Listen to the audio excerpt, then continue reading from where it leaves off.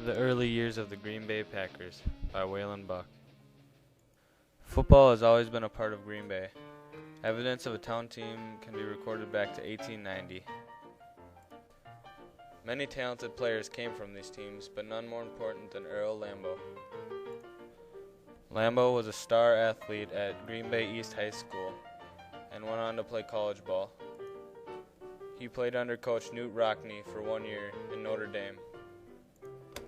After 1 year of playing at Notre Dame, he became sick and decided to return home to Green Bay. There he found work at the Indian Packing Company. While working there, he had a chance to meet George Calhoun, the sports editor for the Green Bay Press-Gazette. The pair made a plan to form a football team. In August of 1919, they set up a meeting for prospective players that was held at the Press-Gazette building. That was the start of the team. The 1919 Indian Packers held their games at a sandlot called Hagemeister Park. With Lambeau as team captain the first season, the Packers outscored their opponents 565-12. Curly Lambeau was a pioneer of the forward pass, and they were unstoppable. They would throw between 25 and 30 passes a game, something that was unheard of back then. The packing company and the football team were sold to the Acme Packing Company in 1921. The same year, the Packers joined the American Professional Football Association, which changed to the National Football League a year later.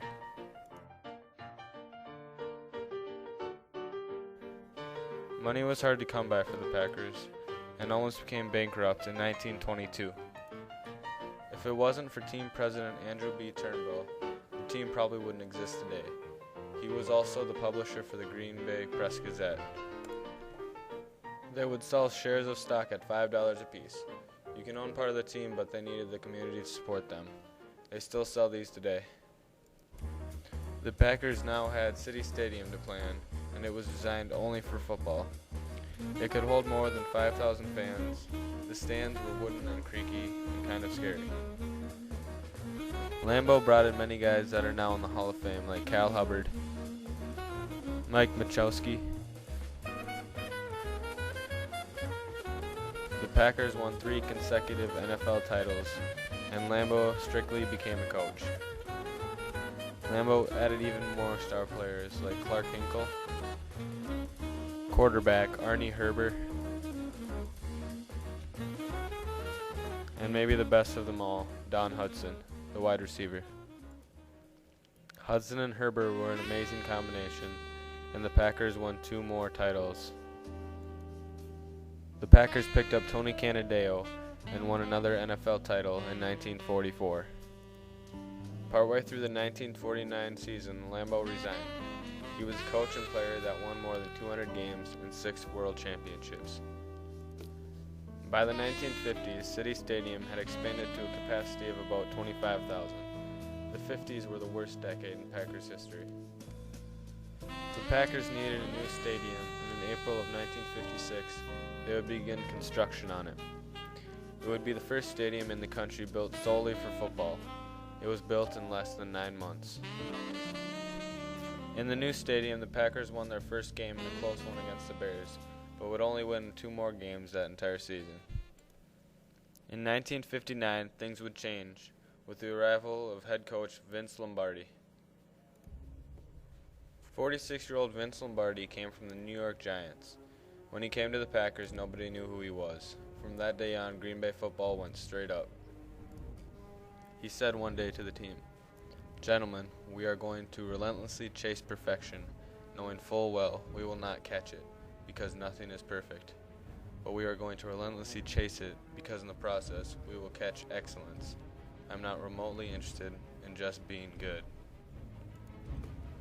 The Packers won their first game under Lombardi, a 9-6 victory over the rival Bears. For the first time in Packer history, the players carried the coach off the field. The team went 7-5, Green Bay's first winning season in 12 years. He was Coach of the Year in his first season. In 1961, the Packers added the G to their helmets. The team had the league's best record and hosted the championship game. Before the game, the media called it David versus Goliath. It was the NFL's largest city against the smallest. There were were many players in the service while playing in the NFL also. Ray Nitschke and Paul Hornung were some from the Packers. They got weekend passes to play in the games. However, on the weekend of the championship game, Hornung was told he could not leave to go play in the game. Hornung talked to Lombardi and told him he couldn't play, so Lombardi called the President of the United States, John F. Kennedy. Kennedy called Hornung and told him he could then play. Hornung and the Packers beat the Giants 37-0 to become world champs. The field's name was changed to Lambeau Field in honor of Curly Lambeau. The Packers were famous for their Green Bay sweep. They ran it against the Cleveland Browns and won another world championship. The Dallas Cowboys and the Green Bay Packers played at Lambeau in a game that is known as the Ice Bowl. The temperature was -13 degrees Fahrenheit with a wind chill of -40.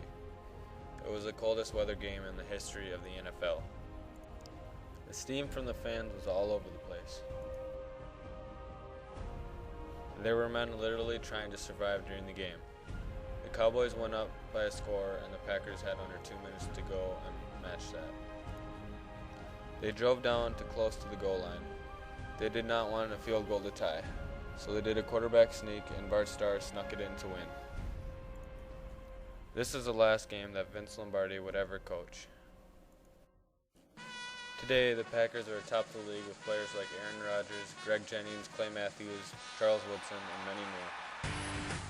In 2010, the Packers won their 13th World Championship, more than any other team in the NFL. The Lombardi Trophy was brought back home. The legendary story of the Packers still continues today as they try for Super Bowl champs next year.